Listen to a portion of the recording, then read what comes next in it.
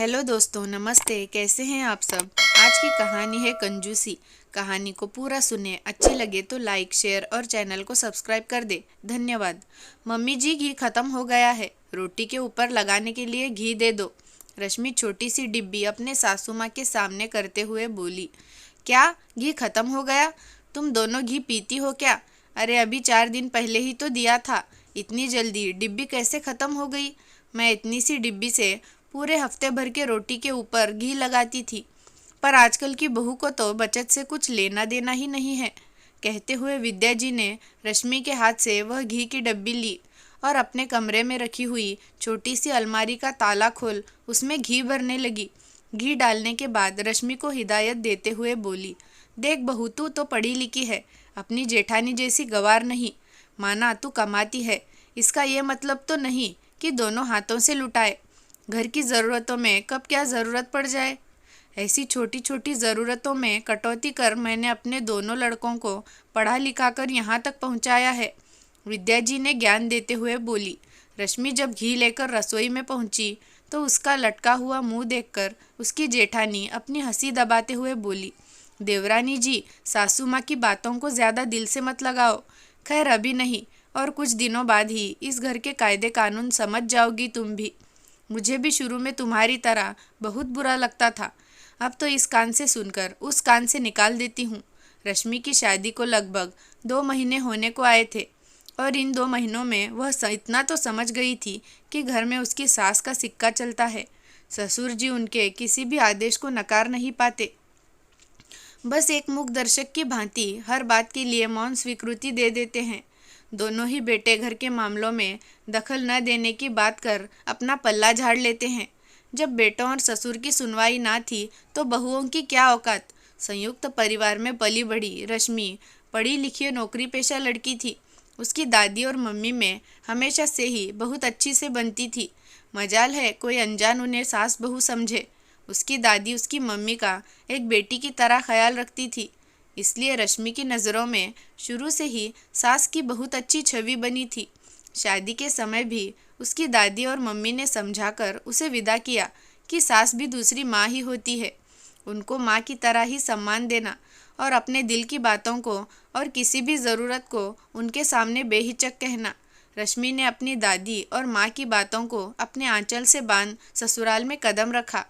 लेकिन उसके ससुराल की दुनिया उसके मायके की दुनिया से बहुत अलग थी। सासू माँ बहुओं से दोगला व्यवहार करती। उनके हुक्म के बगैर वहाँ एक पत्ता भी नहीं हिलता था। खुद किसी काम को हाथ न लगाती, लेकिन उनसे बहुओं का चैन से सांस लेना गवारा ना था। खाने पीने की चीज़ें अपने कमरे की अलमारी में रखती और सब्जियों को नाप तोल कर बनाने के लिए देती। रश्मि ने जब अपने पति से इस बारे में बात की तो वह बोले, रश्मि, मैं तो बचपन से यही देखता आया हूँ। दादी ऐसा करती थी तो मम्मी भी। वैसे भी भाभी को इतने साल हो गए हैं, उन्हें इस बात से कोई दिक्कत नहीं है, तो तुम क्यों परेशान हो रही हो? तुम तो नौकरी करती हो। अगर तुम्हारा कुछ खाने का मन करे तो बाहर खा पी लो। ऐसी छोटी छोटी बातों का बतंगड़ बनाकर ना खुद परेशान हो और ना ही मुझे परेशान करो। उसकी मम्मी और दादी भी उसे समझाते हुए यही कहते, बेटा, हर शादी में 1-2 साल लग जाता है ससुराल में सामंजस्य बिठाते हुए। धीरे धीरे सब ठीक हो जाएगा, तू धीरज रख। रश्मि ने भी इन सब बातों को फिर भी ठीक लगता, लेकिन सास की बहुओं के खाने पर रोक लगाने की आदत उसे अच्छी नहीं लगती थी कि बहुओं के खाने पर तो रोक टोक और खुद अकेले में अपना मनचाहा बनाकर खा लेती। पहले तो उसे अपनी जेठानी की बातों पर यकीन न हुआ, लेकिन जब सासू माँ को ऐसा करते देखा तो यकीन होने लगा। और कुछ ही दिनों में रश्मि प्रेग्नेंट हो गई। प्रेगनेंसी के शुरुआत में उसका कुछ काम करने का मन न करता। रसोई में खाना बनाते हुए उसे कुछ चीज़ों में महक आती और उल्टी लग जाती। इस पर भी सास ताने देती कि काम ना करने के 100 बहाने बनाती है। अरे हमने भी बच्चे जने हैं, लेकिन हम इतने नाटक ना करते थे। प्रेगनेंसी में ये सब आम बातें हैं। ये काम करती रहेगी तो डिलीवरी आसानी से हो जाएगी, वरना पेट कटवाना फिर। ये बातें रश्मि के साथ साथ उसके पति को भी अच्छी नहीं लगती थी, लेकिन दोनों ही बात आगे ना बढ़े इसलिए चुप्पी साध जाते। संडे का दिन था। आज ना जाने क्यों रश्मि का मन आटे का हलवा खाने का कर रहा था। उसने अपने पति को कहा तो वह हंसते हुए बोले, मैंने तो सुना था इस समय औरतों का खट्टा खाने का मन करता है और तुम तो मीठा खाने की बात कर रही हो। अब मन कर रहा है तो कर रहा है, इसमें क्या करूं? रश्मि मुंह बनाते हुए बोली, ठीक है यार, मैं तो बस मजाक कर रहा था। जाओ बना लो, मुझे भी बहुत दिन हो गए, दिन क्या साल हो गए आटे का हलवा खाए। मुझे तो आटे का हलवा बनाना नहीं आता, रश्मि मुंह लटकाए हुए बोली। भाभी बहुत अच्छा आटे का हलवा बनाती है, उनसे बनवा लो, मना नहीं करेंगी।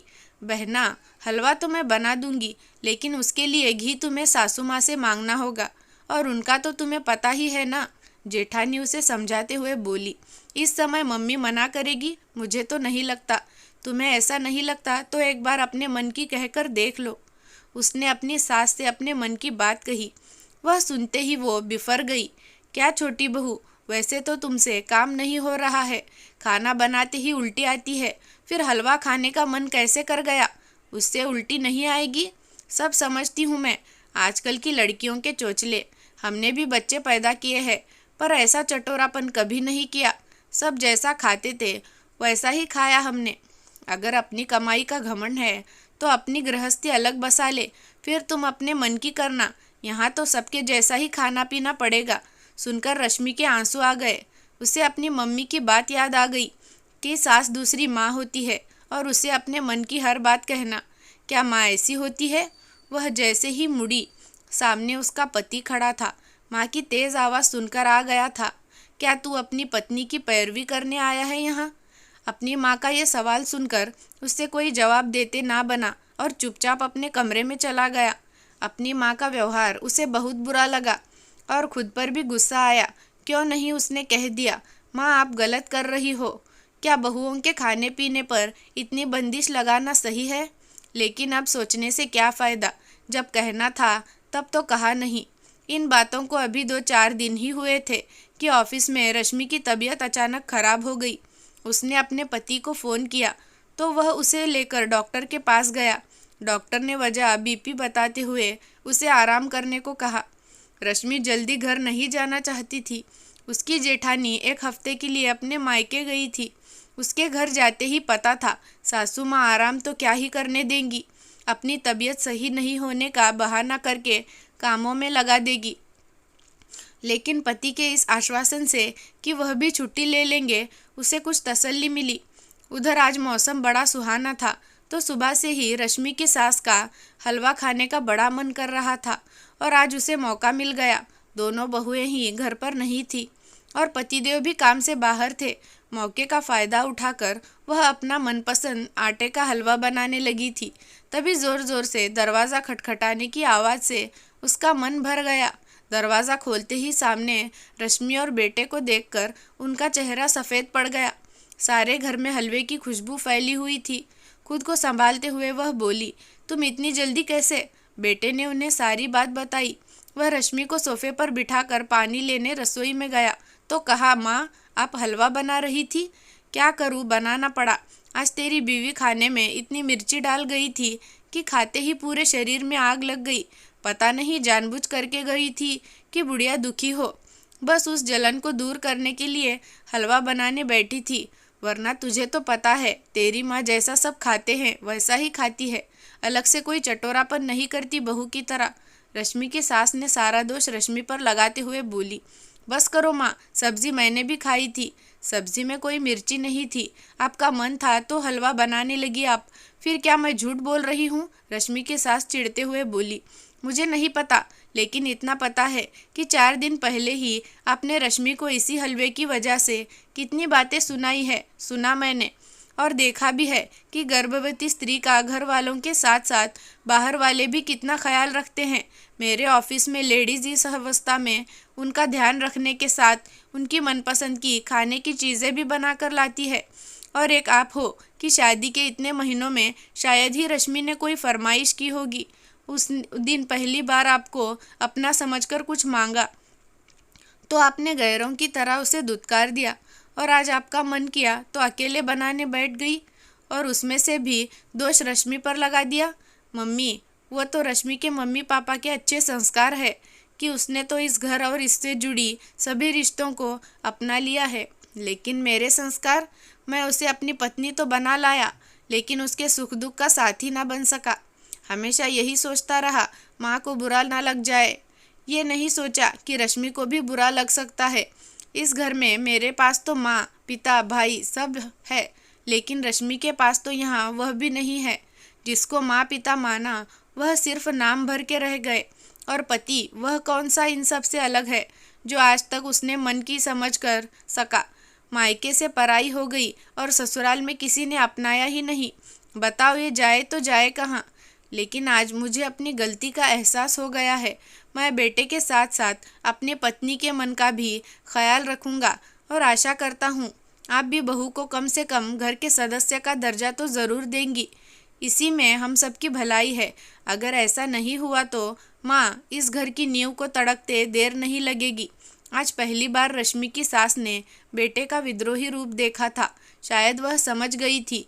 अगर वह अभी न समझी तो वह बहुओं की तो कभी ना बन सकी और बेटों की नज़रों में भी कभी उठ नहीं पाएगी। दोस्तों, कहानी कैसी लगी कमेंट करके ज़रूर बताना। धन्यवाद।